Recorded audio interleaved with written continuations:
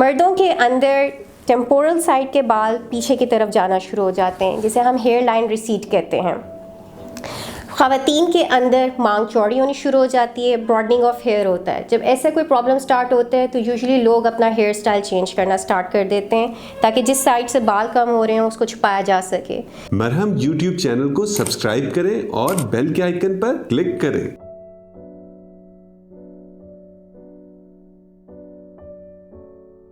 अस्सलाम वालेकुम, मेरा नाम डॉक्टर सना यूनस है और मैं डर्माटोलॉजिस्ट हूँ।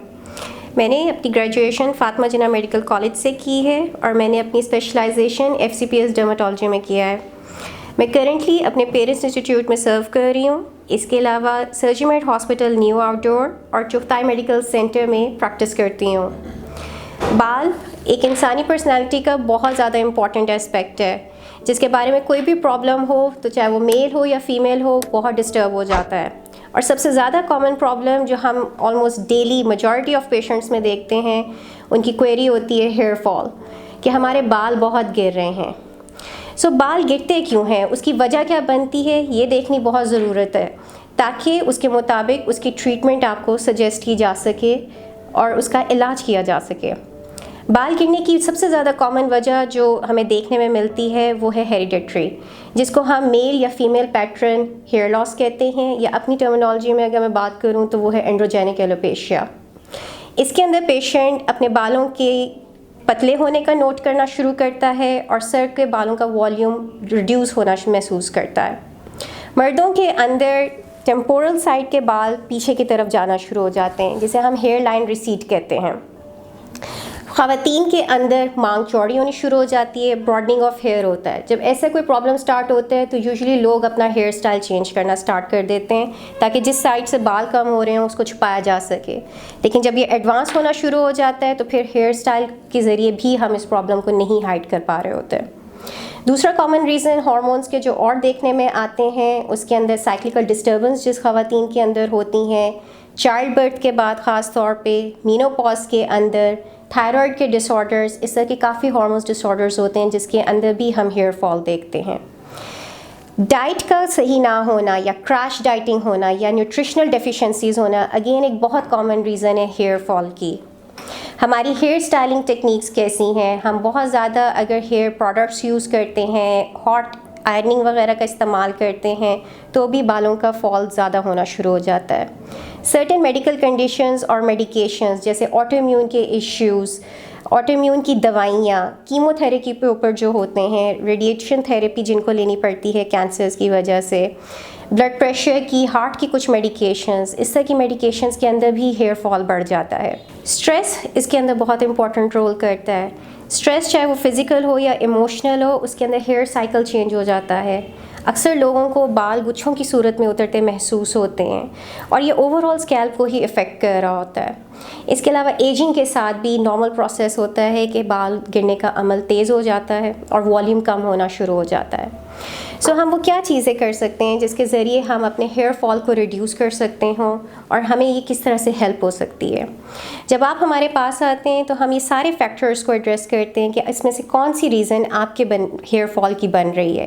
एट टाइम्स एक से ज़्यादा इशू होता है जो इंसान जिससे सफ़र कर रहा होता है और उन सारे एस्पेक्ट्स को देखने की ज़रूरत होती है, जिसके लिए अगर डेफिशिएंसीज़ हैं तो हम हो सकता है आपके ब्लड टेस्ट करवा के देखें। अगर आप किसी डिज़ीज़ का ये पार्ट लगता है तो उसके हवाले से चेक कर सकते हैं। इवन स्किन बायोप्सीज की हेल्प की ज़रूरत हो सकती है।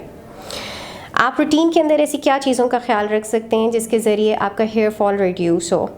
वो तमाम शैम्पूज़ और कंडीशनर्स जिससे ज़रिए आपके हार्श केमिकल्स आपका एक्सपोजर होते हैं उनको हम मिनिमाइज़ करवाते हैं।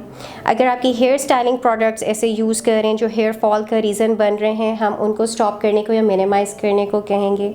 अगर ये रीज़न मेडिकेशंस की वजह से है, अगर तो ऐसी मेडिकेशंस हैं जिनको हम स्टॉप करवा सकते हो तो वो मेडिकेशंस को स्टॉप करेंगे या फिर उनका ऑल्टरनेट आपको सजेस्ट करेंगे।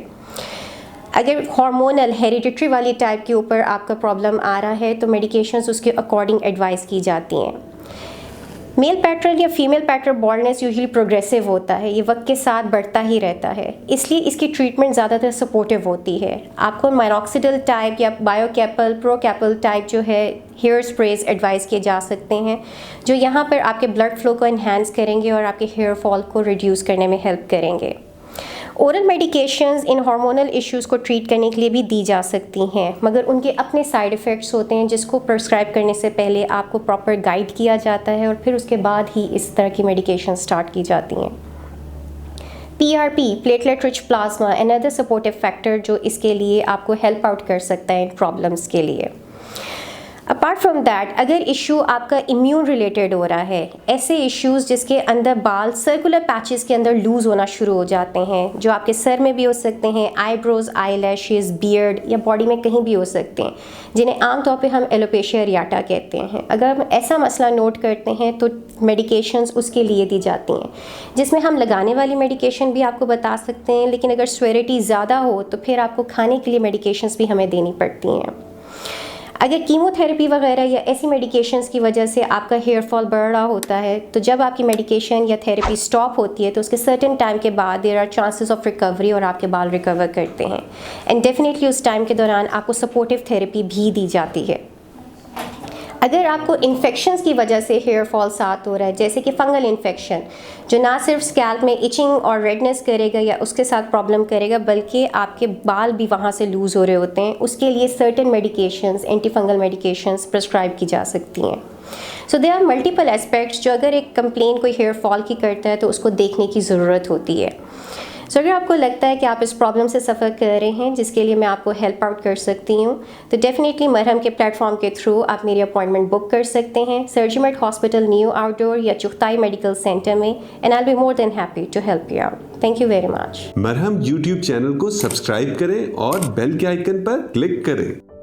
अभी मरहम ऐप डाउनलोड करें और किसी भी मसले के लिए 2000 से ज्यादा स्पेशलिस्ट डॉक्टर से ऑनलाइन ऑडियो या वीडियो कॉल के जरिए बात करें।